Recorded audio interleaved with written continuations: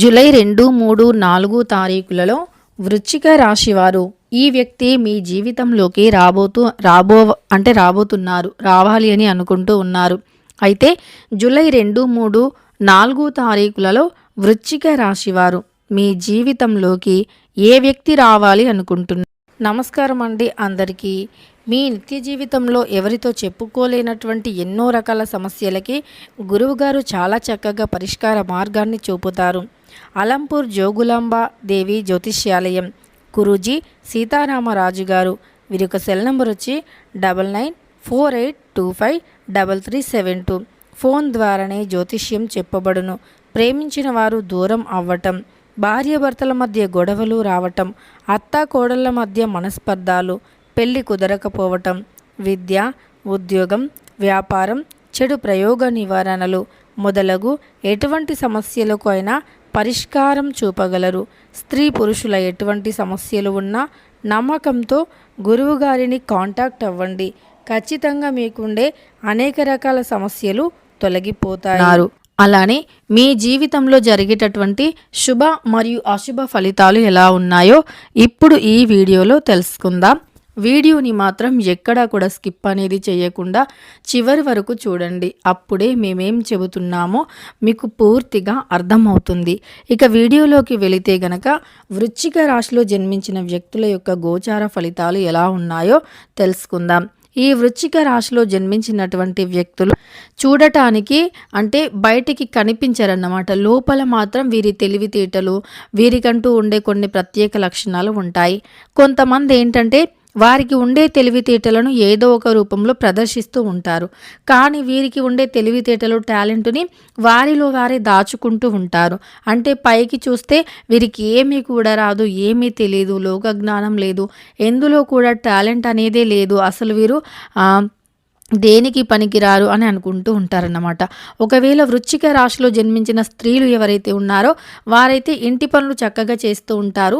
అలానే వేరే వేరే టాలెంట్స్ ఉంటాయన్నమాట. వారికి కూడా ఒక గోల్ అనేది ఉంటుంది. వారికి కూడా ఒక దాంట్లో మంచి టాలెంట్ అనేది ఉంటుంది. కానీ దాన్ని ప్రూవ్ చేసుకోలేకపోతూ ఉంటారు. ఎందుకు అంటే వారికి ఎందుకులే అని వదిలేస్తూ ఉంటారు. అంటే లైట్ తీసుకుంటారు. ఎంత మంచి టాలెంట్ ఉన్నా సరే లైట్ తీసుకుంటారు. అంటే అందరిలో ఒకే రకమైనటువంటి టాలెంట్ ఉండాలి అనేది ఏమి ఉండదు కదా. ఒక్కొక్కరికి హ్యాండ్ రైటింగ్ చాలా బాగుంటుంది, ఒక్కొక్కరికి ఇంగ్లీష్ బాగా మాట్లాడతారు, బాగా రాస్తారు.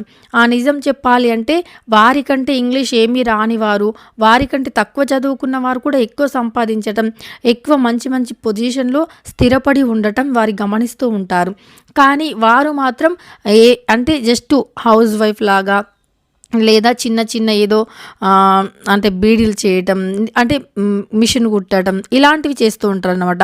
ఆ పనిని కూడా ఎక్కువ మొత్తంలో చేయాలి, మంచిగా ఇంకా పెద్ద ఒక మంచి ఒక బిజినెస్ లాగా చేయాలి అనే థాట్ వారికి ఉండదు. చాలా చిన్నగా ఉంటారు. ఇంతే ఉండాలి, ఇంతలోనే ఉండాలి, ఇంతే అన్న ఒక హద్దులు ఉంటాయన్నట్టు ఆ హద్దు మాత్రం దాటడానికి ఇష్టపడరు అన్నట్టు. కానీ వీరిలో మంచి టాలెంట్ అనేది దాగి ఉంటుంది. అది గమనించి అది గుర్తించి మిమ్మల్ని మీరు ముందుకు తీసుకెళ్ళగలగాలి అనేటటువంటిది. అలానే మిమ్మల్ని మీరు స్ట్రాంగ్ చేసుకొని ధైర్యంగా ముందడుగు వేయగలిగితే ఈ వృశ్చిక రాశిలో జన్మించిన స్త్రీలు కూడా చాలా బాగా సంపాదించగలుగుతారు. అలానే వీరికి అంత తెలివి ఉంటుంది కానీ ఉపయోగించుకోరు. ఎవరైనా ఏ జాబ్లో అయినా ఏ వృత్తిలో అయినా సరే మనం ఏ పని చేసినా ఖచ్చితంగా హార్డ్ వర్క్ అనేది చాలా అవసరం. హార్డ్ వర్క్ ఉంటేనే ఏదైనా చేస్తామన్నమాట. అంటే హార్డ్ వర్క్ ఉంటేనే సక్సెస్ అనేది వస్తుంది. మనం హార్డ్ వర్క్ చేయకుండా సక్సెస్ రావాలి అంటే అది అసాధ్యం. హార్డ్ వర్క్ అనేది చేస్తేనే మనకి సక్సెస్ అనేది వస్తుంది. కాబట్టి చాలామంది ఎలా అంటే ఈ పని చేయాలి అంటే ఇప్పుడు చాలా హార్డ్ వర్క్ చేయాలి, చాలా కష్టపడాలి, నేను ఈ పని చేయను అని చెప్పి ఆగిపోతూ ఉంటారు. అలా అస్సలు అనుకోవద్దండి. హార్డ్ వర్క్ చేయండి. మీరు ఎంత హార్డ్ వర్క్ చేస్తే అంత మంచిగా ఉంటుందన్నమాట. ఎంత కష్టపడితే అంత మంచి ఫలితం అనేది వస్తుంది. అంతేకాకుండా మీ జీవితంలో నుండి కష్టాలు కూడా తొలగిపోతాయి. ఆర్థికంగా కూడా చాలా మంచి పొజిషన్లోకి వెళతారన్నమాట.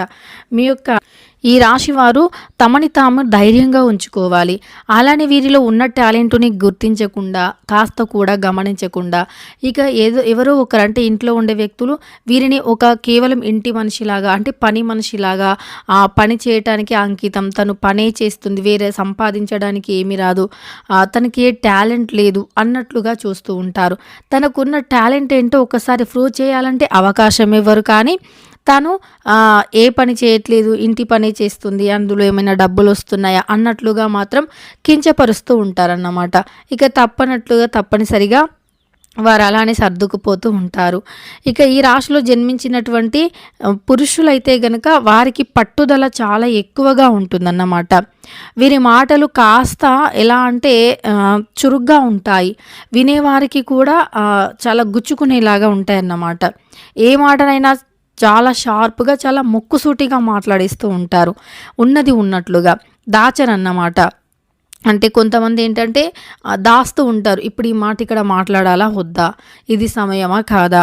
అసలు ఇప్పుడు మాట్లాడడం వల్ల ఏమొస్తుంది అని ఇలా ఆలోచిస్తారు.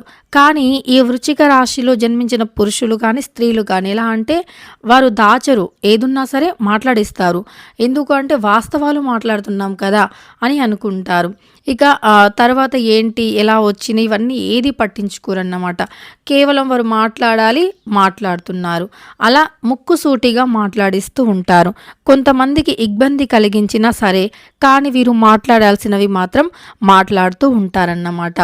ఈ వృశ్చిక రాశి వారు ఎవరినైతే ఎక్కువగా నమ్ముతారో వారి చేతుల్లోనే మోసపోతారు. ఎవరినైతే ఎక్కువగా ఇష్టపడతారో అవి మళ్ళీ అదేంటో మరి కాలమే అలా చేస్తుందో ఏంటో తెలీదు. వీరికి ఎలాంటి దురుద్దేశం ఉండదు. కానీ అది కాలమనే చెప్పుకోవాలి. కర్మ బంధమనే చెప్పుకోవాలి నిజానికి. ఎందుకంటే ఏ వ్యక్తి ఒక్కరి జీవితంలోకి వచ్చినా ఒక గుణపాఠమే నేర్పిస్తారు.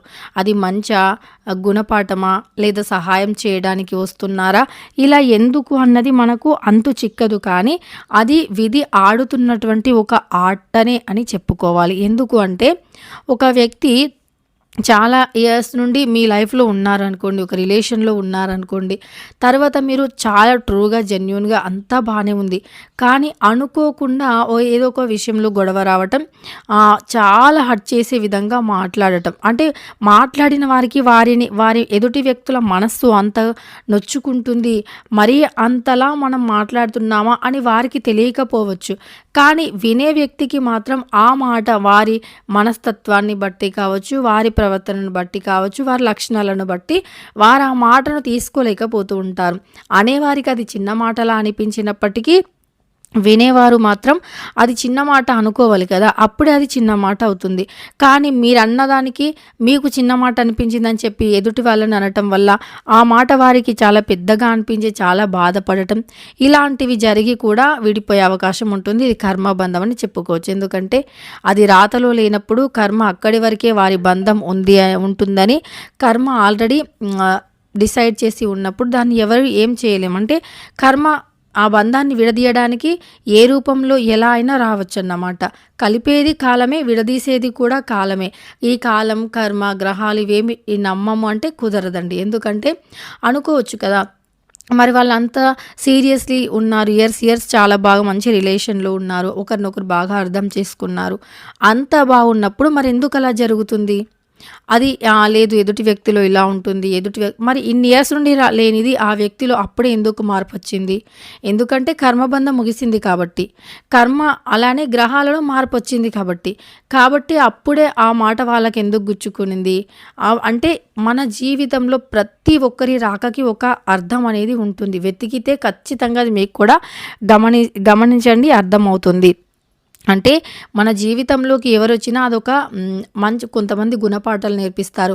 కొంతమంది ఒక్కొక్కరు ఎలా ఉంటారంటే ఒక్కొక్కరి స్నేహం వారికి ఒక దారిని చూపిస్తుంది, ఒక గైడెన్సీని ఇస్తుంది. మీరు ఎదగటానికి ఉపయోగపడడానికి ఒక వర్డ్, ఒక మాట్లాడే చిన్న మాట చాలు. ఇప్పుడు ఒకవేళ ఒక మంచి కంపెనీలో వర్క్ చేసే ఒకరున్నారు. ఇప్పుడు నార్మల్గా మీరు బాగానే చదువుకొని నార్మల్గా ఉన్నారు, కానీ మీకు బయట ప్రపంచం తెలియదు. కానీ అవతల వ్యక్తికి, ఎవరైతే మీతో కొత్తగా స్నేహం ఏర్పడిందో ఆ వ్యక్తికి అవతల ప్రపంచం కాస్త తెలుసు. అలానే వారు ఒక మంచి కంపెనీలో జాబ్ చేస్తున్నారు.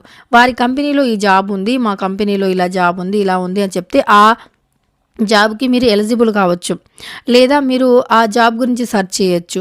మీరలా వెళ్ళొచ్చు. అదే కంపెనీలో అయినా జాబ్ చేయొచ్చు. లేదా వేరే కంపెనీలో అయినా జాబ్ చేయొచ్చు. అలానే మీకు ఎక్స్‌పీరియన్స్ అనేదొస్తుంది. ఆ తర్వాత అంతకంత ఎదుగుతూనే ఉంటారనమాట. సో, అక్కడ ఒక రిలేషన్ ఏర్పడింది. ఆ రిలేషన్ నుండి మీ ఎదుగుదల ఏర్పడింది. అక్కడ మీ కష్టం ఉంది. కానీ ఎదుటి వ్యక్తి ఎలా ఉంటారంటే, నా వల్లనే జాబొచ్చింది. నా వల్లనే తన ఇలా ఎదిగింది. నేను లేకపోతే తనసలు లేదు అని అనుకోవచ్చు. అంటే అది కర్మ మాత్రమే. ఇప్పుడు మీకు మీ స్నేహం వల్ల తన వల్ల మీకు జాబ్ వచ్చింది ఓకే. మరి తనకెవరి వల్ల వచ్చింది? ఎవరో ఒకరు ఉంటారు కదా! అంటే తను చదువుకున్నప్పటికీ ఎవరో ఒకరు తనకి చెబితేనే కదా! ఏడో ఒక దగ్గర న్యూస్ చదివితేనే కదా వచ్చింది. అంటే ఆ న్యూస్ వల్లే ఆ న్యూస్‌ని చూసి తెలుసుకుంది కదా! ఆ న్యూస్ వల్లే తనకి జాబ్ వచ్చిందని చెప్పి ఆ న్యూస్ పేపర్ ఎప్పుడు అనుకుంటూ ఉండాలా నా వల్లే జాబ్ వచ్చిందని. సో, అది మన కష్టం. మనకు భగవంతుడు ఒక మాట ఇలా ఉంటుంది అని ఒక అవకాశం, ఒక వ్యక్తి రూపంలో ఒక అవకాశాన్ని పంపిస్తారు. దానిని సద్వినియోగం చేసుకునే వ్యక్తి ఎలా ఉంటుందంటే వాళ్ళు చాలా హార్డ్ వర్క్ చేస్తేనే ఆ స్థాయికి వస్తారు. పోనీ ఆ వ్యక్తి చెప్పగానే మీరు ఏమీ పని చేయకున్నా కూడా డబ్బులైతే వచ్చి పడవు కదా! మీరు ఎంతో రాత్రనక పగలనక కష్టపడి మీరు ఆ స్టేజ్‌లో ఉన్నారు. అంటే ఎవరి విజయానికైనా వారే కష్టపడితే విజయం వస్తుంది. విజయం ఎవ్వరికీ అంత సులువుగా రాదండి. కోటీశ్వరులకి రాదు, మధ్య తరగతి వాళ్ళకి రాదు, ఎవ్వరికీ కూడా రాదు. చాలా కష్టపడితేనే మనం అనుకుంటాం కోట్లున్న వారికి ఈజీగా వచ్చేస్తుంది అని. వారు ఈజీగా వస్తుంది అంటే రాదు. కర్మ అంటే భగవంతుడు ఆశీర్వదిస్తే మాత్రమే వచ్చేస్తుంది. భగవంతుడు అంత ఈజీగా ఎవరికి ఏది ఇవ్వరు అండి. దాని వాల్యూ పూర్తిగా వీరికి అర్థమైన తర్వాతే ఇస్తారు. అలా ఆ భగవంతుడు మనకి ఇవ్వాలి అంటే చాలా పరీక్షలుంటాయి. కొంతమందివి కష్టాలు బయటికి కనిపిస్తాయి. మరికొంతమందివి బయటికి కనిపించవు అంతే తేడా. కాకపోతే కష్టపడకుండా ఎదిగిన వారైతే అసలు చరిత్రలో లేరు, ఉండరు కూడా. కష్టపడితేనే ఫలితం, కష్టపడితేనే ప్రతిఫలం. ఒకవేళ కష్టపడకుండా మీకు వచ్చిందే అనుకోండి, అది చివరి వరకైతే ఉండదు. మధ్యలోనే ఏదో ఒక రూపంలో అది బ్రేక్ అయిపోతూ ఉంటుంది. కాబట్టి కష్టపడితేనే ప్రతిఫలం అనేది ఉంటుంది.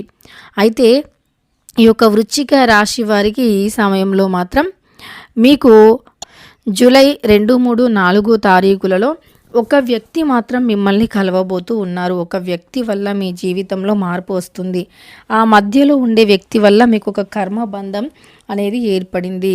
ఆ వ్యక్తి మీతో చివరి వరకు ఉంటారో లేదో అనేది పక్కన పెడితే ఏదో ఒక గుణపాఠం నేర్పడానికి మీ జీవితంలో ఉన్నారు అని గ్రహించండి. అది మంచి అయితే చాలా మంచిగా ఆహ్వానించండి. చెడైనా సరే అంతే సులువుగా లైట్ తీసుకోండి. ఎందుకంటే కర్మబంధం కాబట్టి విధిరాతను ఎవ్వరం కూడా ఆపలేం, మార్చలేం. కాకపోతే ముందుగా ఇలాంటివి తెలుసుకోవటం వల్ల మనల్ని మనం స్ట్రాంగ్ చేసుకునే అవకాశం అయితే ఉంటుంది. వీడియో నచ్చితే లైక్ చేయండి. ఇలాంటి మరెన్నో వీడియోస్ కోసం ఛానల్ని ఇప్పుడే సబ్స్క్రైబ్